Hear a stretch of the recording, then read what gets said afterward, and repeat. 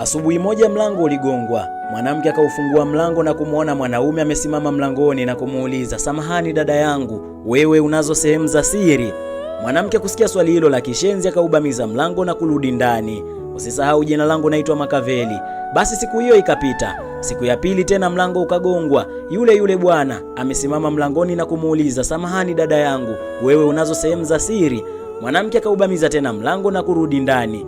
Usiku akamhadithia mumewe kile kilichotokea, ya kwamba kuna mtu anakuja kumsumbua kila siku. Basi mumewe akamwambia, "Kesho sitaenda kazini, nitabaki hapa hapa, tuone kama huyo bwana atarudi tena." Basi asubuhi mlango tena ukagongwa. Mume wake akamwambia yule mwanamke, "Nenda kaufungue mlango, mimi nitakaa nyuma ya mlango, kisha akikuuliza swali hilo hilo mjibu ndio ninazo, tuone atakufanyaje." Basi mwanamke akausogelea mlango kuufungua. "Msisahau jina langu naitwa Makaveli."